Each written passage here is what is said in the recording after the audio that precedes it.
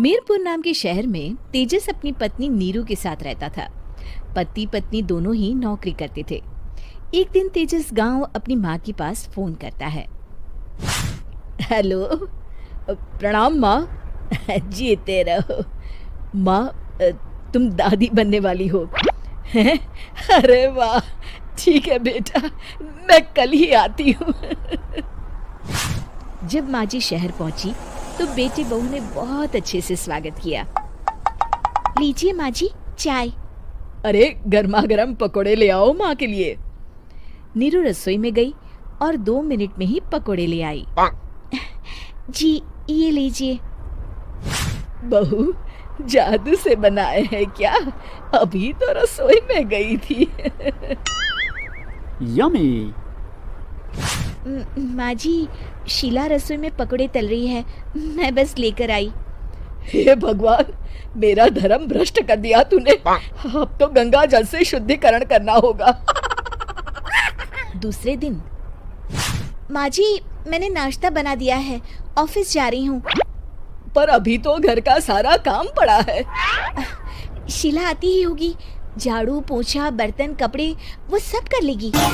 हमारे जमाने में घर का सारा काम हम ही करते थे। जी माँ जी, आप बहुत होशियार हैं, मैं घर ऑफिस दोनों नहीं संभाल पाती।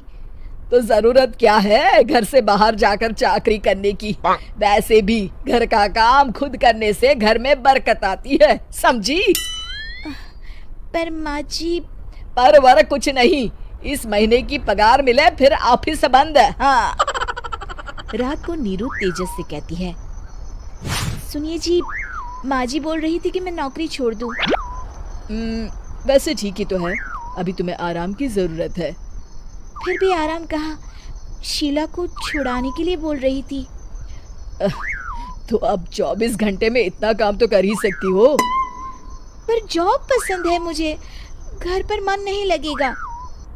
अगले दिन जब दोनों ऑफिस के लिए निकल रहे थे, मेरी तो कोई कीमत ही नहीं है इस घर में। माँ जी, आजकल महंगाई बहुत है, रहन सहन भी बदल गया है, दोनों नौकरी करते हैं तभी ठीक रहता है। अच्छा, तू कहना क्या चाहती है?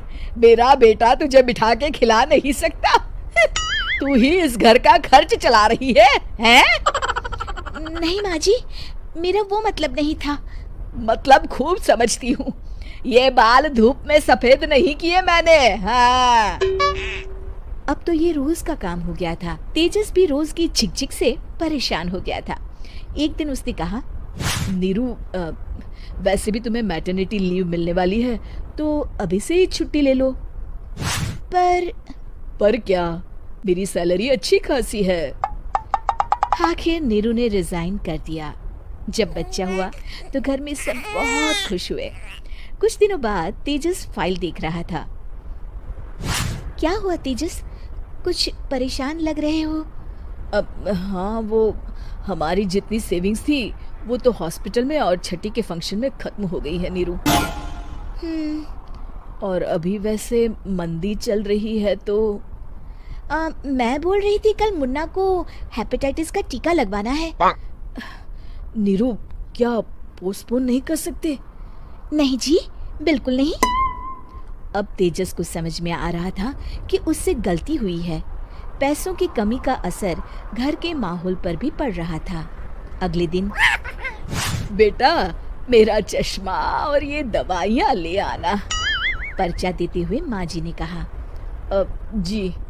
तेजस, मुन्ना के लिए दूध का डिब्बा और डायपर भी ले आना, और ये किराने के सामान की लिस्ट है, इसे भी लाना है।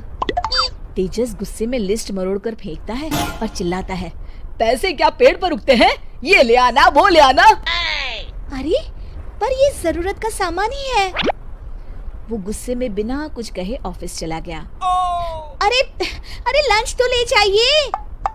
नीरू दौड़कर डिब्बा पकड़ाती है। एक दिन खाना खाने के बाद, नीरू, अब तो मुन्ना कुछ बड़ा हो गया, तो अब तुम वापस ज्वाइन कर लो ना जॉब।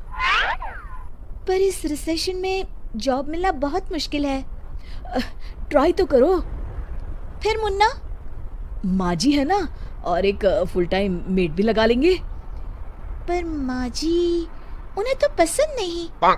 तभी माँ जी वहाँ आ जाती है और प्यार से नीरू के सर पर हाथ फेरते हुए बोलती है, अब मेरी समझ में आ गया बहू, पहले के और अब के समय में अंतर है। तुम काम शुरू करो, मुन्ना की जिम्मेदारी मेरी। मेरी प्यारी माँ जी। ये कहकर नीरू उनके गले लग गई। शिक्षा, परिवर्तन संसार का नियम है, हमें भी समय के साथ चलना चाहिए। उम्मीद है कि आपको हमारी ये कहानी पसंद आई होगी।